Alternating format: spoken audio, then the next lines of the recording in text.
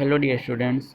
So, in your metrology and instrumentation subject, we had started your chapter number 2, in which we the measurement of geometrical tolerance. Okay, तो उसके अंदर हमने various पहले तो देखा था, डायल इंडिकेटर देखा था। उसके बाद हमने देखा था डेफिनेशन देखी थी और सिंबल देखे थे अलग अलग मेजरिंग मेथड के, straightness, flatness, roundness, squareness. Okay, वो सब देखा था। उसके बाद हमने देखा था स्ट्रेटनेस की जो आपकी मेथड है, ओके, चेक करने की, उसके अलग अलग 5 मेथड थी। उसमें से हमने बेस मेथड कल डिस्कस किया था। ओके, आज सेकंड मेथड है आपकी स्टेट एज मेथड।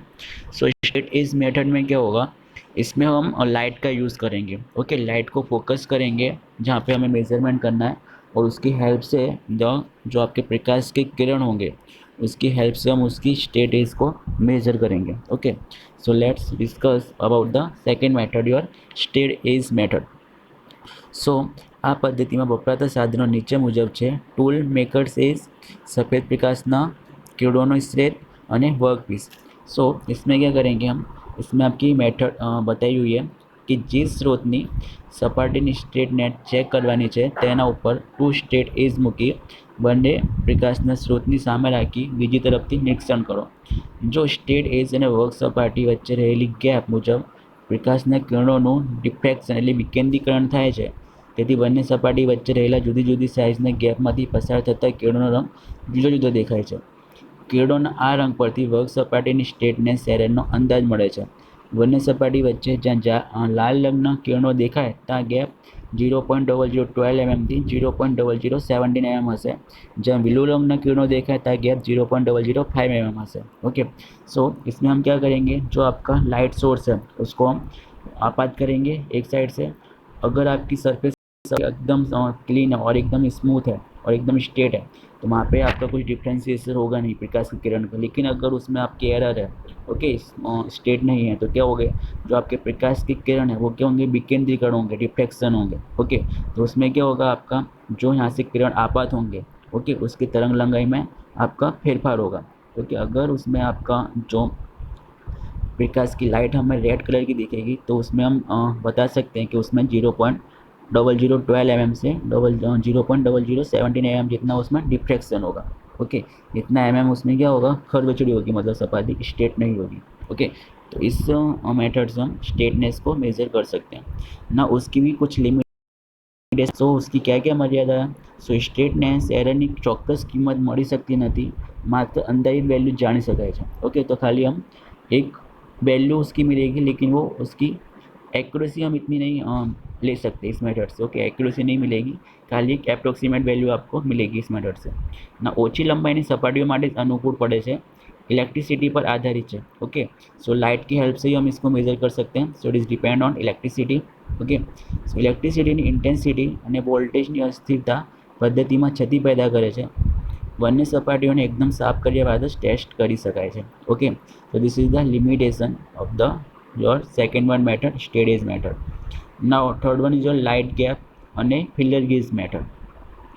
so इसमें क्या होगा आपका, तो उसके क्या इंस्ट्रूमेंट है आपके, तो इसमें आप गाने नीचे ये साधन की ज़रूरत पड़ेगी, स्टेट एजिस, सफ़ेद प्रकाशना किरणों स्रोत અને ફિલ્ટર ગેસ। तो सेम ही है आपकी उस मेथड, वही मेथड यहाँ पे अप्लाई करेंगे, थोड़ा बहुत डिफरेंस है। ओके, तो जो आपकी स्टेट एज मेथड थी उसमें भी हमको सफ़ेद प्रकाश की किरण के स्रोत की ज़रूरत पड़ेगी थी, और इसमें भी आपको इसकी ज़रूरत पड़ेगी। नाउ બે સ્ટેટ એજીસને લાઇટના બોક્સ પર એવી રીતે રાખવામાં આવે છે કે તેઓ એક છેડે એકબીજાને સ્પર્શ કરે અને બીજા છેડાઓ 0.04 mm ફિલ્ટર ગેજ વડે એકબીજાથી જુદા પડે। નાઓ જો સ્ટેટ એજીસ 150 mm લાંબી હોય તો એકબીજાને સ્પર્શ કરતા છેડાઓથી 7.5 mm દૂર 0.002 mmનો ગેપ ઉત્પન્ન થશે, જેમાંથી પસાર થતા સફેદ પ્રકાશની કિરણો સ્પષ્ટ જોઈ શકાશે। જેમ જેમ બીજા છેડાઓ તરફ જોઈએ તો બે સ્ટેટ એજ વચ્ચેની ગેપ વધતી જણાશે। જ્યાં ગેપ 0.005 mm જેટલી હશે ત્યાંથી ગેપમાંથી પસાર થતા કિરણો બ્લू રંગને દેખાશે। ओके, सो सेम ही आपकी प्रोसीजर है इसमें भी। तो इसमें हम क्या करेंगे, जो आपकी स्टेट गेज है, ओके, उस पर से हम 150 mm लंबी गैप रखेंगे। सो जो आपकी गेज की जो लेंथ है 150 mm, वहाँ से हम 0.02 mm के गैप पे क्या करेंगे, प्रकाश को इम्पैक्ट करेंगे।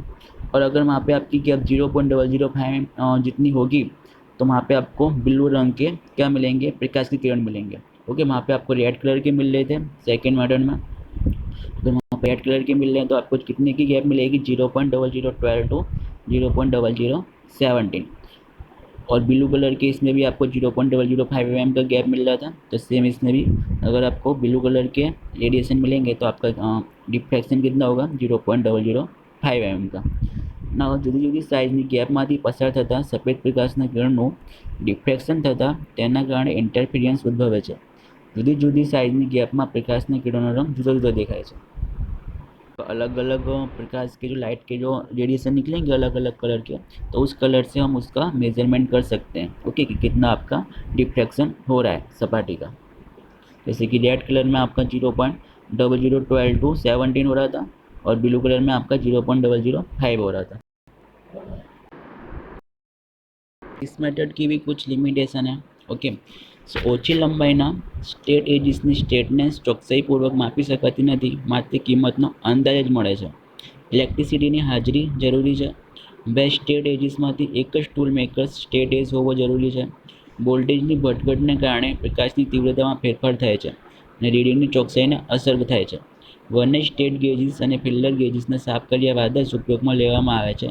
તેમ ન કરવાથી રીડિંગની ચોકસાઈ જળવાતી નથી। Okay, this is the limitation of your state gauge and your light gap and filter gauge method। Okay, so next one है आपका ऑटोकॉलीमीटर मेथड। तो इसमें क्या करेंगे हम ना, this one is your important method. Okay, so autocollimator में कौन कौन से साधन यूज़ होंगे आपके, autocollimator and diffractor stand with slip gauge. Okay, so let discuss about this method. So इसमें क्या करेंगे, आपकी वर्क सपाटी है जिसको हमें मेजरमेंट करनी है उसकी स्टेटनेस, वहाँ पे क्या करेंगे, उस सपाटी के इक्वल पार्ट करेंगे और हर पार्ट पे क्या करेंगे, जो आपका स्टैंड है और स्लिप गेज है उसको पुट करेंगे और वहाँ पे आप ऑटोकॉलीमीटर को जो रेस है उसको हम पास करेंगे और वहाँ से उसका एंगुलर डेविएशन मेज़र करेंगे। उस हिसाब से आपका एक ग्राफ मेज़र होगा। ओके, सो जो आपका ग्राफ जनरेट होगा उसको हम रेफरेंस लाइन से मेज़र करेंगे, उसका राइज एंड फॉल, उस हिसाब से हम उसका स्टेटनेस मेज़र करेंगे। Okay, in this method so let read. So આપેલી વર્ક સપાટી પર સ્ટ્રેટ લાઇન દોરી તેને એક સરખો भाग કરવામાં આવે છે। तो सपोज दिस वन इज तुम्हारी वर्क सपाटी है। ओके, तो उसके हमने इक्वल पार्ट किए हुए हैं। Okay, ABCD up to GH जितने भी आपके पार्ट होंगे लेकिन इक्वल पार्ट करने हैं सबके। फिर दरेक भागनी लंबाई रिफ्लेक्टर स्टेन्ड ટેકાઓ વચ્ચેના અંતર L જેટલી હોય છે। આ દરેક ભાગ પર વારાફરતી રિફ્લેક્ટર સ્ટેન્ડ ગોઠવી આકૃતિમાં દર્શાવ્યા મુજબ ઓટોકોલીમીટરની મદદથી એંગુલર ડેવિએશનના રીડિંગો લેવામાં આવે છે। So this one is your autocollimator. तो उसकी हेल्प से हम क्या करेंगे, जो आपका एंगुलर डेविएशन होगा वहाँ पे उसकी हम रीडिंग मेज़र करेंगे। Okay, this line of sight. Okay, जो आपका ऑटोकॉलीमीटर में से लाइन पास होगा वो। Okay, this are the cumulative height from the datum, जो आपकी डेटम सरफेस है वहाँ की आपकी सारी हाइट है। नाउ આ બધા રીડિંગોને કન્વર્ઝન ફેક્ટરની મદદથી એમએમમાં ફેરવી વર્ક સપાટી પરના બિંદુઓ રેફરન્સ લાઇનથી કેટલા ऊंचा अथवा नीचा है તે શોધી કાઢવામાં આવે છે। So suppose this one is your reference line. Okay, तो यहाँ से जो आपके सारे पॉइंट हैं वो उस रेफरेंस लाइन से कितने ऊपर और कितने नीचे हैं उसका राइज एंड फॉल हम मेज़र करेंगे। सो ऊपर दर्शाવેલી રીતથી મળેલ માહિતીને આધારે કન્વર્ઝન ફેક્ટર લગાવીને મિલીમીટરમાં ફેરવવામાં આવે છે। આ રીતે એમએમમાં મળેલા રીડિંગો રાઇઝ એન્ડ ફોલ ને આકૃતિમાં દર્શાવેલ ગ્રાફના રૂપમાં મૂકવામાં આવે છે અને વર્ક સપાટીની પ્રોફાઇલ દર્શાવે છે। So this is a work सपाटी। ओके, रेफरेंस लाइन से कितने ऊपर और कितने नीचे हैं।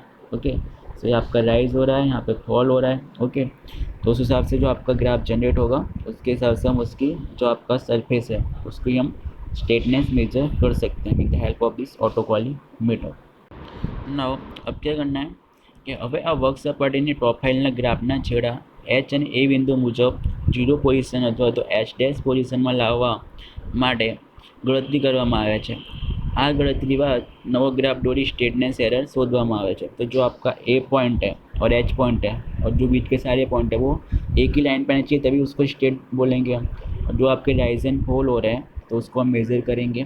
ओके, सो ये आपका एक टेबल है कैसे मेज़र करना है। ओके, सो इस पोजीशन है आपके अलग अलग पॉइंट की। सपोज आपका ए टू बी पॉइंट है, ओके, तो वहाँ पे जो आपका एंगल वन है ए टू बी पॉइंट वो मेज़र करेंगे हम थीटा वन, ओके, उसकी रीडिंग मेज़र करेंगे, ओके, उसका राइज एंड फॉल मेज़र करेंगे, ओके, उसके हिसाब से हम उसका एरर मेज़र करेंगे, ओके, उसका फार्मूला है आपका -L/n। ये सारे फार्मूले आपको दिए हुए हैं यहाँ पे, ओके। सो सबकी वैल्यू पुट करेंगे हम मेज़र करके, थीटा की वैल्यू, एल की वैल्यू, और आपको फाइनल में एरर मिलेगा, ओके, आंसर मिलेगा। तो उसको हम, अगर राइज होगा तो उसको हम क्या करेंगे, पड़ेगा, फॉल होगा तो उसको हम ऊपर करना पड़ेगा, ओके। सो हमें कुछ उसमें एडिशनल जो आपका मटेरियल है वो ऐड करना पड़ेगा फॉर द स्ट्रेटनेस। નાવ આ પદ્ધતિથી સમતલ તેમજ ઊભી કે ત્રાંસી સપાટીની સ્ટ્રેટનેસ ચેક કરી શકાય છે। ओके, सो हॉरिजॉन्टल सरफेस, वर्टिकल सरफेस और इंक्लाइन सरफेस, तीनों सरफेस की स्ट्रेटनेस हम चेक कर सकते हैं विद दिस मेथड। આ પદ્ધતિની જેમ આની પણ અમુક મર્યાદાઓ છે જે નીચે દર્શાવેલ છે। ઇલેક્ટ્રિસિટી પર આધારિત રહેવું પડે છે। આ રીતમાં વધુ સમય અને મહેનતની જરૂર રહે છે। ઓટોકોલિમેટરની છટીના કારણે પરિણામોની ચોકસાઈને અસર થાય છે। Okay, so this is the limitation of this method। now precision level ની રીત। now next method है आपका precision split level। તો આ પદ્ધતિ ઓટોકોલિમેટેડ પદ્ધતિને એકદમ મળતી આવે છે। આમાં વપરાતા સાધનોમાં પ્રિસિઝન સ્પ્લિટ લેવલ અને વર્કપीसનો समावेश થાય છે। सो उसके स्टेप भी देख लेते हैं इसको कैसे यूज़ करना है। सो इन दिस मेथड જે વર્ક સપાટી ચેક કરવાની છે તેના પર સ્ટ્રેટ લાઇન દોરી તેના એક સરખા ભાગ કરવામાં આવે છે। દરેક ભાગની લંબાઈ સ્પ્લિટ લેવલના ટેકાઓ વચ્ચેના અંતર એલ જેટલી હોય છે। દરેક ભાગને A B B C C D वगैरह नाम આપવામાં આવે છે। ओके, सो ये आपके सारे पार्ट हैं स्ट्रेट लाइन के। उसके उसके अलग अलग भाग किए हुए हैं हमने ए बी सी डी करके, ओके। जैसे कि हमने ऑटोकोलिमेटर में किया था इक्वल पार्ट, वैसे आपको यहाँ पे भी इक्वल पार्ट करना है। देन आफ्टर आकृतिમાં દર્શાવ્યા મુજબ ભાગ એ બી પર સ્પ્લિટ લેવલ ગોઠવી પ્રથમ રીડિંગ લેવામાં આવે છે। ત્યારબાદ લાઇન પરના બીસી સીડી ડી વગેરે પર વારા ફરતી સ્પ્લિટ લેવલ ગોઠવી દરેક સ્થિતિમાં રીડિંગ લેવામાં આવે છે। આ રીડિંગો વર્ક સપાટીનો एंगुलर डेविएशन सेकंड में दर्शावे છે। ओके, तो क्या करेंगे यहाँ पे, जो आपके हमने पार्ट किए हुए अलग अलग, सपोज उसकी लेंथ एल है तो सबकी एल लेंथ होगी, इक्वल लेंथ होगी, तो उस पर हमको क्या करना है, जो भी आपका स्प्लिट लेवल है उसको पुट करेंगे और वहाँ से हम रीडिंग मेज़र करेंगे, ओके।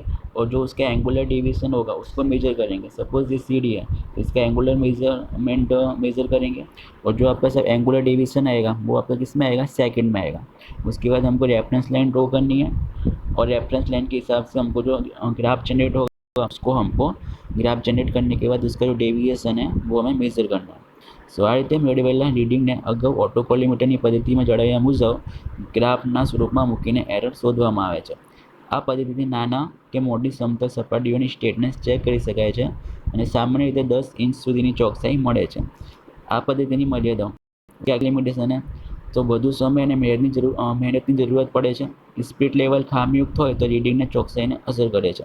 तो इसमें आपको टाइम भी ज़्यादा लगेगा और मेहनत भी ज़्यादा लगेगी, और अगर एरर उसमें है तो रीडिंग को आप प्रॉपर एक्यूरेट रीडिंग नहीं ले सकते। Okay, so this is accuracy is a limitation in this matter. Now flatness testing. Next one है आपका फ्लैटनेस। जैसे फ्लैटनेस टेस्टिंग की थी अलग अलग 5 मेथड से, वैसे ही आपकी फ्लैटनेस टेस्टिंग के अलग अलग मेथड है। ओके, हाई स्पॉट पद्धति है, लिक्विड बेस पद्धति है, ऑप्टिकल फ्लैट मेथड है, प्रिसीजन स्प्लिट लेवल मेथड है, ऑटोकोलिमेटर मेथड है। Okay, so one by one इसका भी हम डिस्कस करेंगे इसके बारे में भी। सो फर्स्ट वन है आपका हाई स्पॉट मेथड। सो इसमें क्या होगा, नाउ इन दिस मेथड आपके क्या क्या, तो स्टैंडर्ड फ्लैट सपाटी, Prussian blue colour and standard spot pattern ना चार्ट, तो ये आपके साधन की ज़रूरत पड़ेगी in the high spot method के अंदर। नाउ सर्वप्रथम स्टैंडर्ड फ्लैट सपाटी पर पीसीएन ब्लू कलर लगावी तेना जे वर्क सपाटीनी फ्लेटनेस चकासवी छे तेना साथे हळवा दबाड़े घसवामां आवे छे। आम करवाथी वर्क सपाटी परना ऊंचा बिंदुओ पर कलरनी असर थशे अने तेना पर एक प्रकारनुं कलरयुक्त स्पॉटनुं पेटर्न बनशे। मीन्स जो सपोज कोई आपकी सरफेस है, ओके, वहाँ पे हमको फ्लैटनेस मेजर करनी है, तो क्या करेंगे, जो आपका प्रिसीजन ब्लू कलर है उसको हम वर्क सपाटी के ऊपर प्रेशर से उसको रब करेंगे। तो क्या होगा, जो आपकी सपाटी जहाँ से राइज हो रही है, ओके, और जहाँ से आपका बिंदु ऊंचे हैं उस सपाटी के, तो वहाँ पे क्या होगा, जो हमने प्रिसीजन ब्लू कलर प्रेशर किया था उसकी इफेक्ट उस जो ऊपर की सपाटी पर आपको दिखेगी। ओके, सो उस वर्क सपाटी पे जब आपके स्पॉट पड़ेंगे तो स्पॉट પેટર્નને હવે સ્પોટ પેટર્નને સ્ટાન્ડર્ડ સ્ટાર સાથે સરખાવીને વર્ક સપાટીની ફ્લેટનેસની કિંમત નક્કી કરવામાં આવે છે। मीन्स वॉट सपोज ये आपकी एक सरफेस है, ओके, ये उसका पैटर्न है। ओके, सो जब हम प्रिसीजन ब्लू कलर को इसके ऊपर प्रेशर से प्रेशराइज करेंगे तो क्या होगा, जो आपके ऊपर की जो सरफेस है, ओके, जो उसकी बिंदु जो ऊपर है उस पर क्या होगा, जो प्रिसीजन ब्लू कलर है, ओके, उसकी इफेक्ट ज़्यादा होगी, जो कि नीचे बिंदु है उस पर कम इफेक्ट होगी। तो जो इफेक्ट होगी और जिस बिंदु पे आपका कलर ज़्यादा चढ़ेगा, ओके, प्रिसीजन ब्लू कलर का, उस सरफेस को हम कंपेयर करेंगे किसके साथ, स्टैंडर्ड फिगर के साथ। ओके, और उसके साथ कंपेयर करके हम उसकी फ्लैटनेस मेज़र कर सकते हैं सरफेस की। This is your high spot method for checking of flatness of the surface. Okay, next method है आपकी liquid base method, optical flat method. Okay, so that one we will discuss in the next method. So we will continue in the next lecture from your liquid base method.